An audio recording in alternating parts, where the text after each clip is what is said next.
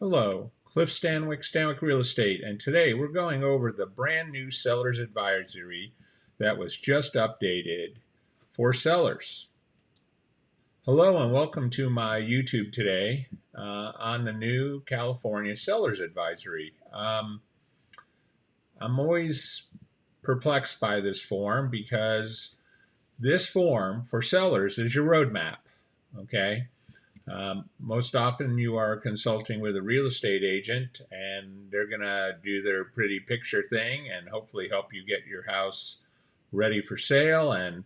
And one of the most big parts of this whole process is how do we sell your property and what is the best way to sell your property. And I'm bringing this up because with this market, you want every buyer that would buy your house to be able to have some interest in your house, okay? And if you're looking for that elusive Bay Area buyer, the process of selling their house in the Bay Area pretty much tracks 100% this seller advisory. But if you're selling a house in the greater Sacramento area, the agents don't do all the steps that this seller's advisory clearly tells sellers you need to be doing this. So today's video is to really go over this form, which surprisingly is a form that you find after signing the listing agreement. As you know, I've done a bunch of listing agreements. California Association of Realtors has now provided 3 listing agreements that a seller can use to list their properties, and some of those have advantages for saving commission if the seller brings a buyer or helps them manage the commissions paid to agents for selling their house. But one of the most important forms in this entire package is the seller's advisory. So I'm going to just hit my disclaimer really quick. The material and information presented here is for general information purposes only. If you need to consult any sort of professional, you need to do that. The real estate contract is a contract. You need a lawyer. You need professionals to do home inspections, pest inspections, financial planners, all kinds of things. So this disclaimer is somewhat important, that this material and information presented here is for general information only. So let's take a look at the seller's advisory. This is the California Form SA. It was just revised at the end of June. It's called the seller's advisory. So it basically says selling property in California is a process that involves many steps from start to finish. It could take anywhere from a few weeks to many months, depending on the condition of your property, local market conditions, and other factors. Well, the market is still surprisingly very robust and strong if you actually do all the things you need to do in this seller's advisory. And properties that are in great condition and well maintained and have had updates through the owner's possession, as well as a pride of ownership, homes are selling in less than 2 weeks. A lot of times they're selling in the first weekend. So the seller's advisory is really foundational to selling your house. So let's talk about the first thing, which is disclosures. You must affirmatively disclose to the buyer in writing all known facts and that materially affect the value or desirability of your property. You must disclose those facts whether or not asked about such matters by the buyer, any broker, or anyone else. This duty to disclose applies even if the buyer agrees to purchase your property in its present condition without requiring you to make any repairs.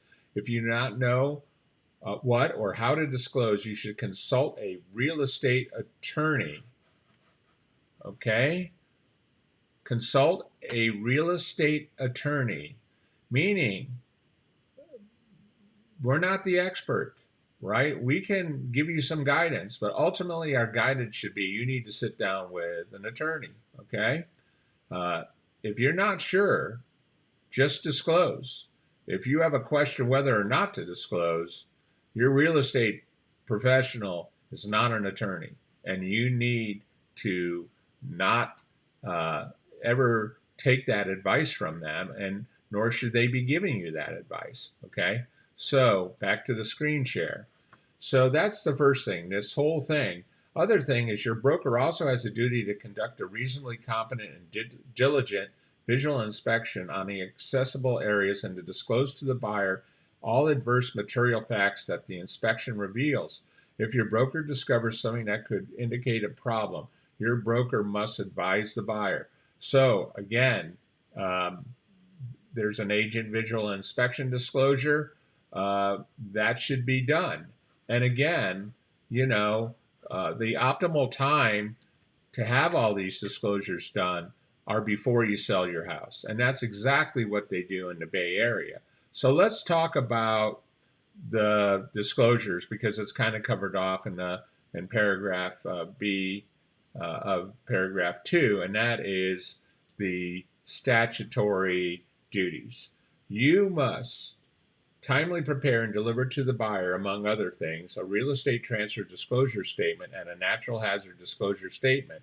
You have an obligation to fill out the TDS form in its entirety, honestly and completely. Okay. The NHD is a statement indicating whether your property is in a certain designated flood, fire, or earthquake seismic hazard zones. Third-party professional companies can help you with this task. If your property is in a high or very high fire zone, you have to complete the TDS. You will also be responsible for disclosing compliance with defensible space laws, and depending on the property's age, may also have to disclose if the building itself has been hardened to protect it from catching fire. This really applies to properties that are, not in a city limit per se, but if you have a house that is not in a residential neighborhood or a subdivision, more often than not, you are going to have a defensible space compliance requirement. And that is not to be taken lightly, because not being compliant will probably lead to potential insurance problems when your house is in contract. And this is one of the pitfalls that is happening now is, again, this seller's advisory is telling you what you need to do. You need to fill out the TDS completely. You need to fill out the natural hazard disclosure completely. And you really need to understand all the little pieces of that. Also, there's a seller property questionnaire that is called out in the actual contract that you have to fill out too. Now, these are just some of the forms, but these forms should all be filled out, including your listing agent's agent visual inspection. You certainly don't want him.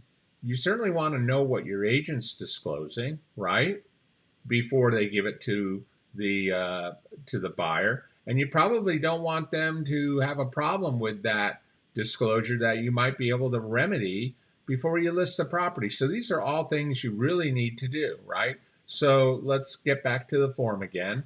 And basically, there's also a whole bunch of stuff that is depending on the age and type of construction of your property. You may also be required to provide, and in certain cases, you can receive limited legal protection providing the buyer with booklets entitled The Homeowner's Guide to Earthquakes, The Commercial Property Owner's Guide to Earthquake Safety, Protect Your Family from Lead for Your Home and Environmental Hazards, a guide for homeowners and buyers. Okay, and then again, these are some more stuff that you need to do. Is you need to also give them an environmental hazards guide, informs the buyer of common environmental hazards that may be found in properties. So these are booklets that a lot of times need to be delivered. Well, most of them need to be delivered to any potential buyer, and you need to get a receipt from that buyer that they've received these. Okay, so that's another thing that this form is telling you about. Okay, now it goes along telling you what the NHD third-party reports will do, which will tell you if you're 1 mile of a former military ordnance location, also in an affected zone or district allowing manufacturing, commercial you must disclose this to the buyer. You're required to make a good faith effort to deliver to the buyer a disclosure notice from the appropriate local agencies about special tax levied on your property pursuant to a Melrose Community Facilities, the Improvement Bond Act of 1915, and a special notice concerning the contractual assessment provided by the 5898-24 of the Streets and Highways Code, collectively special tax disclosures. Now, here's the key thing, okay? If the TDS NHD-led fire hiding, defensible space, military ordnance, commercial zone, or special tax disclosures are provided to the buyer after you accept the buyer's offer, the buyer will have 3 days after delivery or 5 days if mailed to terminate the offer, which is why it is extremely important to complete these disclosures as soon as possible. There are certain exemptions from statutory requirements. However, if you have actual knowledge of any of these items, you may still be required to make a disclosure, as the items can be considered material facts. So here's the thing: you get into contract, you had multiple offers, everybody waived their inspections, and they waived their appraisal, and they waived their loan, and it was just crazy town with your house. It's a beautiful house. Well, guess what? If they haven't seen the TDS, if they haven't seen all the other NHD, if they haven't seen the defensible fire hardening space addendum, if they haven't seen the AVID, if they haven't seen the SPQ, if they haven't seen your HOAs, then they have 3 days to cancel. Not a good thing, is it? And again, you'll find out that in this area, we do not have the disclosures package ready. And even if we do have the disclosures, we don't have all of them. And we don't have the ones where the buyer can potentially terminate the contract. And we have a situation in the market conditions right now where offers are aggressively being written, with essentially sellers are unaware that basically as soon as you give those disclosures to that seller, to that buyer, I mean, they can cancel the contract. Boy, is that not a good day for you as a seller when you found out that the TDS that should have been done before the house went on market and should have been delivered to the buyer before they wrote an offer wasn't done, and now they canceled your contract. So this is a huge issue in the way real estate is practiced here in this area. And I just want to point it out. Disclosures are causing problems. And not only are they causing problems, but you not knowing that you have a duty to disclose all the material facts are leading to webinars on the California Association of Realtors for real estate agents about how sellers are getting sued. Okay? So this is really critical, these disclosures and the types of disclosures that you need to provide to any buyer. And then also the cancellation, that they can do after receiving these disclosures if they didn't see them before they submitted the offer. So again, let's hop back into the form. This is another thing you have to disclose. A death on the property. There are exceptions to that. If someone died of the HIV disease, you do not have to disclose it. But again, that's just part of this death and other disclosures. Okay. The other thing which is really important and which never happens, and again, it gives people a right of termination because it's on the TDS. You tell someone that it's part of the property is a condominium, townhouse, or property is a common interest subdivision. You must provide to the buyer copies of the governing documents, the most recent financial statements distributed, and other documents required by law or contract. If you do not have a current version of these documents, you can request them from the management of your Homeowners Association. To avoid delays, you are encouraged to obtain these documents as soon as possible, even if you have not entered into a purchase agreement to sell your property. Again, right, I cannot talk about this strongly enough. The HOA documents, it's a part of these statutory requirements. You're in there. You filled out the TDS. You said there was an HOA. You said there was documents. But did you provide them a copy of the documents and the financial records? Another issue, right? And another thing you should know, your agent needs to know if there's any special assessments coming up or repairs or lawsuits. All these things are going to help the marketability or hurt the marketability of your property, right? So again, I cannot tell you how you have this form when you sign the listing agreement, but did you read it? The answer is probably not. But this is the key. This is the roadmap for you selling your property. So I'm going to get back in here.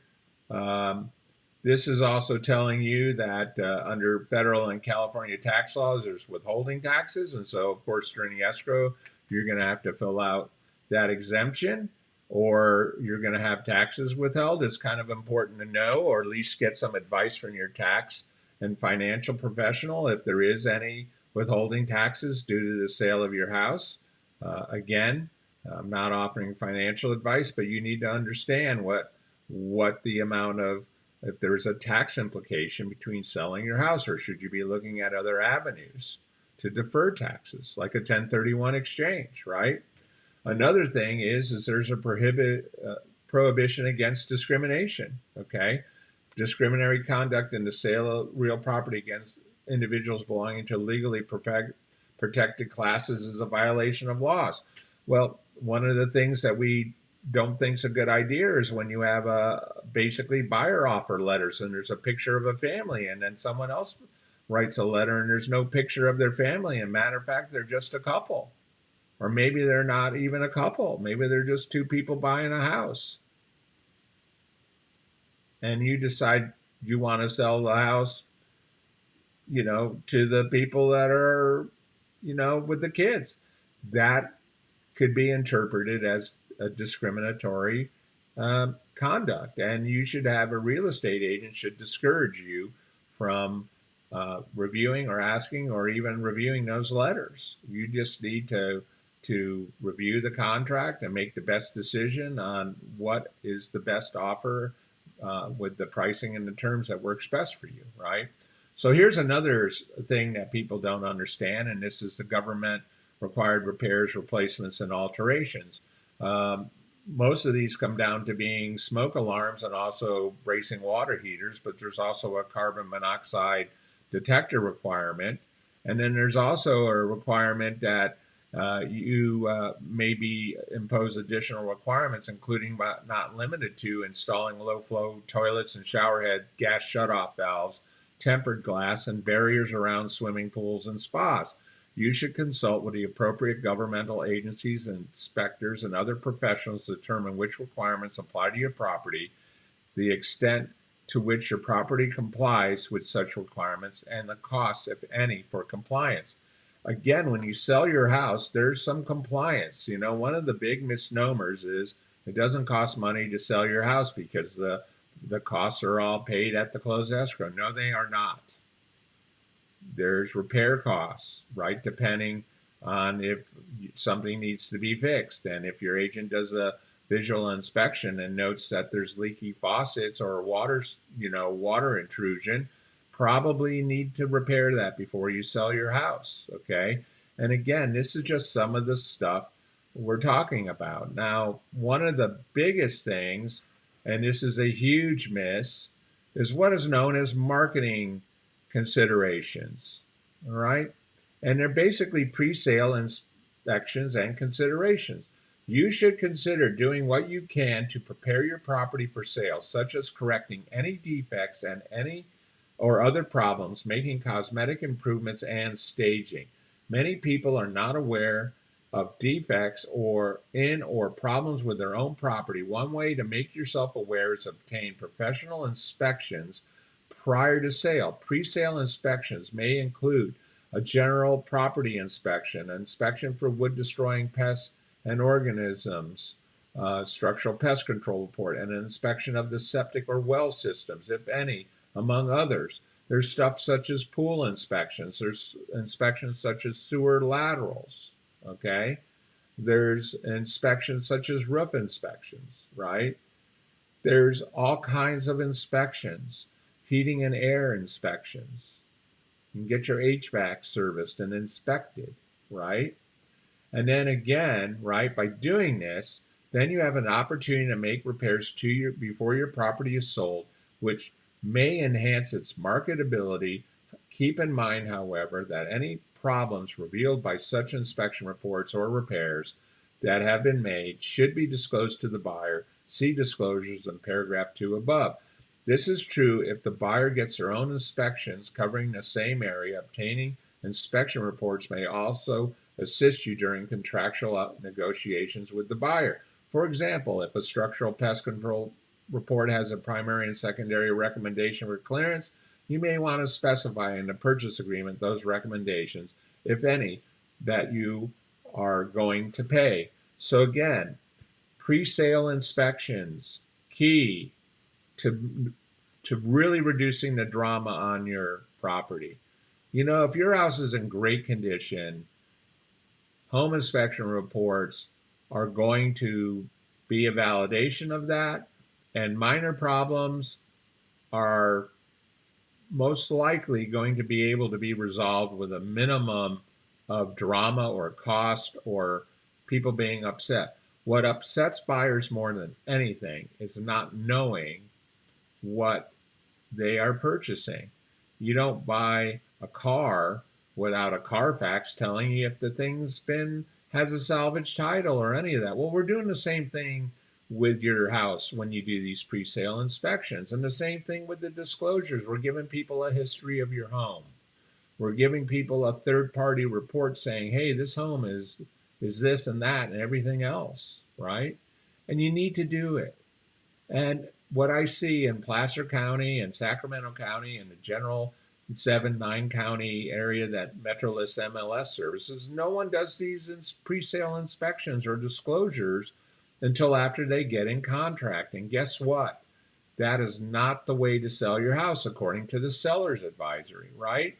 And, you know, that's what you need to understand. This just came out. This is a roadmap for selling your house. You need to pay attention to it. It also talks about, you know, warranties, right? Should you do a home warranty, right?